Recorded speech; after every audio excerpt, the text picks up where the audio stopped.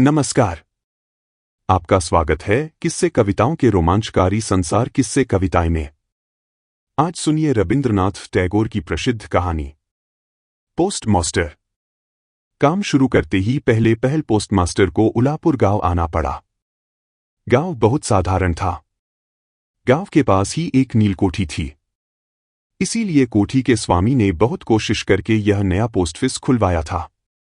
हमारे पोस्टमास्टर कलकत्ता के थे। पानी से निकलकर सूखे में डाल देने से मछली की जो दशा होती है, वही दशा इस बड़े गांव में आकर इन पोस्टमास्टर की हुई। एक अंधेरी आठचाला में उनका ऑफिस था। पास ही काई से घिरा एक तालाब था, जिसके चारों ओर जंगल था। कोठी में गुमाश्ते वगैरह जितने भी कर्मचारी थे, उन्हें अक्सर फुर्सत नहीं रहती थी, न वे शिष्टजनों से मिलने जुलने के योग्य ही थे। खास तौर से कलकत्ता के बाबू ठीक तरह से मिलना जुलना नहीं जानते। नई जगह में पहुंचकर वे या तो उद्धत हो जाते हैं या अप्रतिभ। इसलिए स्थानीय लोगों से उनका मेलजोल नहीं हो पाता। इधर काम भी ज्यादा नहीं था। कभी कभी एकाध कविता लिखने की कोशिश करते।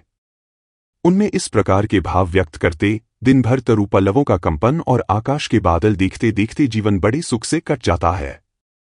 लेकिन अंतर्यामी जानते हैं कि यदि अलिफ लैला का कोई दैत्य आकर एक ही रात में तरु पल्लव समेत इन सारे पेड़ पौधों को काटकर पक्का रास्ता तैयार कर देता और पंक्तिबद्ध अट्टालिकाओं द्वारा बादलों को दृष्टि से ओझल कर देता, तो यह मृत प्राय भद्र वंशधर नवीन जीवन लाभ कर लेता। पोस्टमास्टर को बहुत कम तनख्वाह मिलती थी। अपने हाथों बनाकर खाना पड़ता और गांव की एकमात्र पितृहीन अनाथ बालिका इनका कामकाज कर देती थी। उसको थोड़ा बहुत खाना मिल जाता। लड़की का नाम था रतन। उम्र 12-13। उसके विवाह की कोई विशेष संभावना नहीं दिखाई देती थी। शाम को जब गांव की गौशाला से कुंडलाकार धुआं उठता, झाड़ियों में झींगुर बोलते, दूर के गांव में पियक्कड़ बाउलों का दल ढोल करताल बजाकर ऊंचे स्वर में गीत छेड़ देता, जब अंदर बरामदे में अकेले बैठे बैठे वृक्षों का कंपन देखकर कवि हृदय में भी ईषत हृदकंप होने लगता, तब कमरे के कोने में एक टिमटिमाता हुआ दिया जलाकर पोस्टमास्टर आवाज लगाते, रतन। रतन दरवाजे पर बैठी इस आवाज की प्रतीक्षा करती रहती, लेकिन पहली आवाज पर ही अंदर न आती। वहीं से कहती, क्या है बाबू, किस लिए बुला रहे हो? पोस्टमास्टर, तू क्या कर रही है? रतन, बस चूल्हा जलाने ही जा रही हूं, रसोई घर में। पोस्टमास्टर, तेरा रसोई का काम पीछे हो जाएगा। पहले हुक्का भर ला। थोड़ी देर में अपने गाल फुलाए चिलम में फूंक मारती मारती रतन भीतर आती। उसके हाथ से हुक्का लेकर पोस्टमास्टर चट से पूछ बैठते, अच्छा रतन, तुझे अपनी माँ की याद है? बड़ी लंबी बातें हैं, बहुत सी याद हैं, बहुत सी याद भी नहीं। माँ की अपेक्षा पिता उसको अधिक प्यार करते थे। पिता की उसे थोड़ी थोड़ी याद है। दिन भर मेहनत करके उसके पिता शाम को घर लौटते। भाग्य से उन्हीं में से 2-1 शामों की याद उसके मन में चित्र के समान अंकित है। उन्हीं की बात करते करते धीरे धीरे रतन पोस्टमास्टर के पास ही जमीन पर बैठ जाती। उसे ध्यान आता, उसका एक भाई था। बहुत दिन पहले बरसात में एक दिन तालाब के किनारे दोनों ने मिलकर पेड़ की टूटी हुई टहनी की बंसी बनाकर झूठ मूठ मछली पकड़ने का खेल खेला था। अनेक महत्वपूर्ण घटनाओं की अपेक्षा इसी बात की याद उसे अधिक आती। इस तरह बातें करते करते कभी कभी काफी रात हो जाती। तब आलस के मारे पोस्टमास्टर को खाना बनाने की इच्छा न होती। सवेरे की बासी तरकारी रहती और रतन झटपट चूल्हा जलाकर कुछ रोटियां सेक लेती। उन्हीं से दोनों के रात्रि भोजन का काम चल जाता। कभी कभी शाम को उस बृहद आठचाला के एक कोने में ऑफिस की काठ की कुर्सी पर बैठे बैठे पोस्टमास्टर भी अपने घर की बात चलाते, छोटे भाई की बात, माँ और दीदी की बात, प्रवास में एकांत कमरे में बैठकर जिन लोगों के लिए हृदय कातर हो उठता उनकी बात। जो बातें उनके मन में बार बार उदय होती रहतीं, पर जो नील कोठी के गुमाश्तों के सामने किसी भी तरह नहीं उठाई जा सकती थीं, उन्हीं बातों को उस अनपढ़ नन्ही बालिका से कहते उन्हें बिल्कुल संकोच न लगता।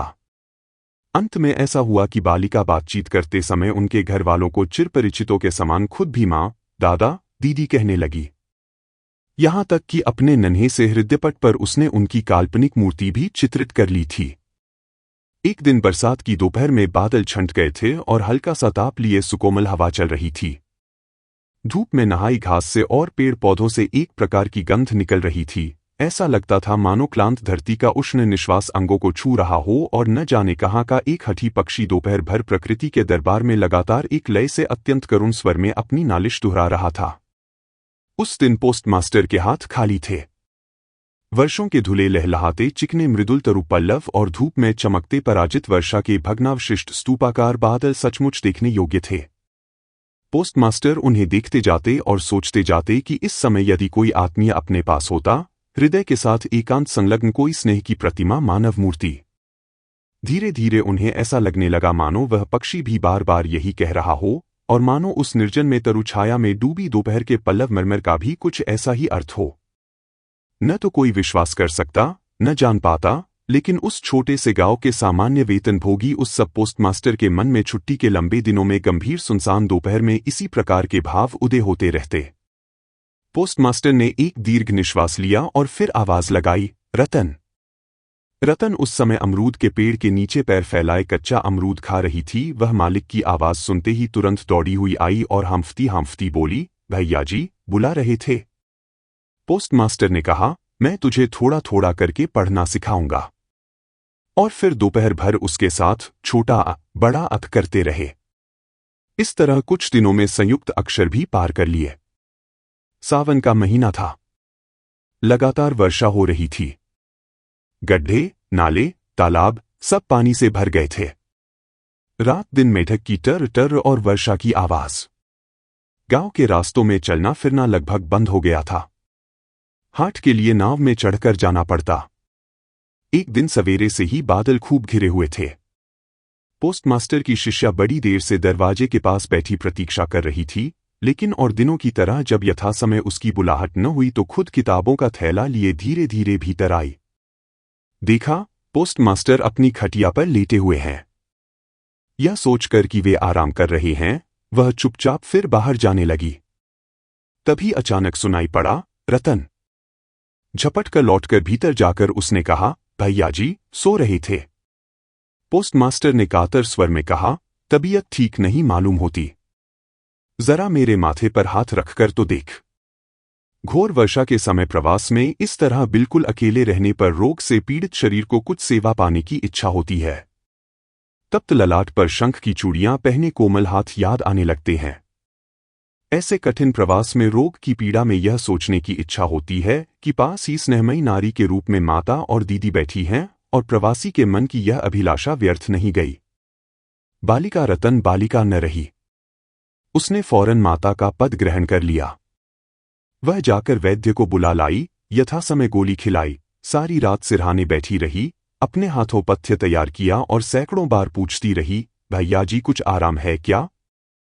बहुत दिनों बाद पोस्टमास्टर जब रोग शैया छोड़कर उठे तो उनका शरीर दुर्बल हो गया था। उन्होंने मन में तय किया, अब और नहीं। जैसे भी हो, अब यहां से बदली करानी चाहिए। अपनी अस्वस्थता का उल्लेख करते हुए उन्होंने उसी समय अधिकारियों के पास बदली के लिए कलकत्ता दरख्वास्त भेज दी। रोगी की सेवा से छुट्टी पाकर रतन ने दरवाजे के बाहर फिर अपने स्थान पर अधिकार जमा लिया। लेकिन अब पहले की तरह उसकी बुलाहट नहीं होती थी। वह बीच बीच में झांककर देखती, पोस्टमास्टर बड़े ही अनमने भाव से या तो कुर्सी पर बैठे रहते या खाट पर लेटे रहते। जिस समय इधर रतन बुलाहट की प्रतीक्षा में रहती, वे अधीर होकर अपनी दरख्वास्त के उत्तर की प्रतीक्षा करते रहते। दरवाजे के बाहर बैठी रतन ने हजारों बार अपना पुराना पाठ दोहराया। बाद में यदि किसी दिन सहसा उसकी बुलाहट हुई तो उस दिन कहीं उसका संयुक्त अक्षरों का ज्ञान गड़बड़ न हो जाए, इसकी उसे आशंका थी। आखिर लगभग एक सप्ताह के बाद एक दिन शाम को उसकी पुकार हुई। कांपते हृदय से उसने भीतर प्रवेश किया और पूछा, भैया जी मुझे बुलाया था? पोस्टमास्टर ने कहा, रतन मैं कल ही चला जाऊंगा। रतन कहाँ चले जाओगे भैया जी? पोस्टमास्टर घर जाऊंगा। रतन फिर कब लौटोगे? पोस्टमास्टर अब नहीं लौटूंगा। रतन ने और कोई बात नहीं पूछी। पोस्टमास्टर ने स्वयं ही उसे बताया कि उन्होंने बदली के लिए दरख्वास्त दी थी, पर दरख्वास्त नामंजूर हो गई, इसलिए वे इस्तीफा देकर घर चले जा रहे हैं। बहुत देर तक दोनों में से किसी ने और कोई बात नहीं की। दिया टिमटिमाता रहा और घर के जीर्ण छप्पर को भेदकर वर्षा का पानी मिट्टी के सकोरे में टप टप करता टपकता रहा। बड़ी देर के बाद इतने धीरे उठकर रसोई घर में रोटियां बनाने चली गई। पर आज और दिनों की तरह उसके हाथ जल्दी जल्दी नहीं चल रहे थे। शायद उसके मन में रह रहकर तरह तरह की आशंकाएं उठ रही थीं। जब पोस्टमास्टर भोजन कर चुके तब उसने पूछा, भैया जी, मुझे अपने घर ले चलोगे? पोस्टमास्टर ने हंसकर कहा, वाह, यह कैसे हो सकता है? किन कारणों से यह बात संभव न थी, बालिका को यह समझाना उन्होंने आवश्यक नहीं समझा।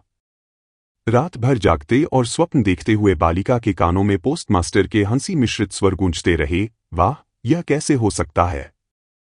सवेरे उठकर पोस्टमास्टर ने देखा कि उनके नहाने के लिए पानी पहले से ही रख दिया गया है। कलकत्ता की अपनी आदत के अनुसार वे ताजे पानी से ही स्नान करते थे। न जाने क्यों बालिका यह नहीं पूछ सकी थी कि वे सवेरे किस समय यात्रा करेंगे।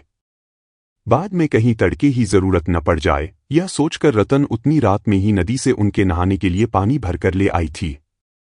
स्नान समाप्त होते ही रतन की पुकार हुई। रतन ने चुपचाप भीतर प्रवेश किया और आदेश की प्रतीक्षा में मौन भाव से एक बार अपने मालिक की ओर देखा। मालिक ने कहा, रतन, मेरी जगह जो सज्जन आएंगे, मैं उन्हें कह जाऊंगा। वे मेरी ही तरह तेरी देखभाल करेंगे। मेरे जाने से तुझे कोई चिंता करने की जरूरत नहीं है। इसमें कोई संदेह नहीं कि ये बातें अत्यंत स्नेहपूर्ण और दयार्द्र हृदय से निकली थीं, किंतु नारी के हृदय को कौन समझ सकता है? रतन इसके पहले बहुत बार अपने मालिक के हाथों अपना तिरस्कार चुपचाप सहन कर चुकी थी, लेकिन इस कोमल बात को वह सहन न कर पाई।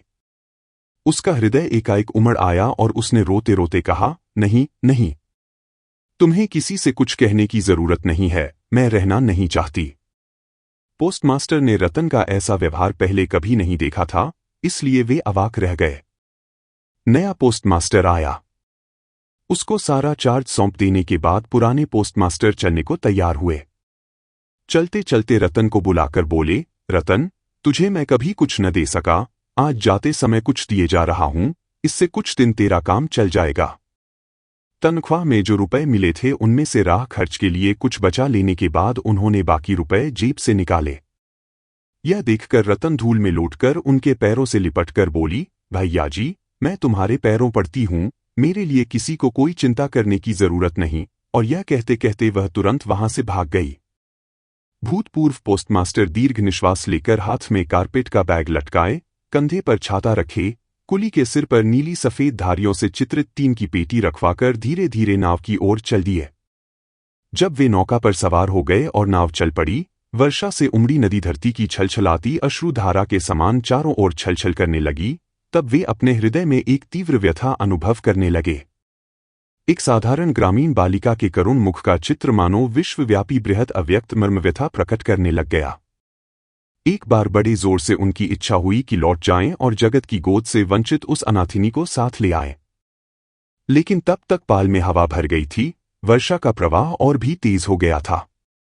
गांव को पार कर चुकने के बाद नदी किनारे का श्मशान दिखाई दे रहा था और नदी की धारा के साथ बढ़ते हुए पथिक के उदास हृदय में यह सत्य उदित हो रहा था, जीवन में न जाने कितना वियोग है, कितना मरण है, लौटने के क्या लाभ, संसार में कौन किसका है। लेकिन रतन के हृदय में किसी भी सत्य का उदय नहीं हुआ। वह उस पोस्टफिस के चारों ओर चुपचाप आंसू बहाती चक्कर काटती रही। शायद उसके मन में हल्की सी आशा जीवित थी कि हो सकता है भैया जी लौट आए। आशा के इसी बंधन से बंधी वह किसी भी तरह दूर नहीं जा पा रही थी। हाय रे बुद्धिहीन मानव हृदय, तेरी भ्रांति किसी भी तरह नहीं मिटती। युक्ति शास्त्र का तर्क बड़ी देर बाद मस्तिष्क में प्रवेश करता है। प्रबल से प्रबल प्रमाण पर भी अविश्वास करके मिथ्या आशा को अपनी दोनों बाहों से जकड़कर तू भरसक छाती से चिपकाए रहता है। अंत में एक दिन सारी नाड़ियां काटकर, हृदय का सारा रक्त चूसकर वह निकल भागती है। तब होश आते ही मन किसी दूसरी भ्रांति के जाल में बंध जाने के लिए व्याकुल हो उठता है। ऐसी और कहानियों के लिए आप किस्से कविताएं चैनल को, पेज को लाइक, फॉलो एवं सब्सक्राइब करें प्लीज। धन्यवाद।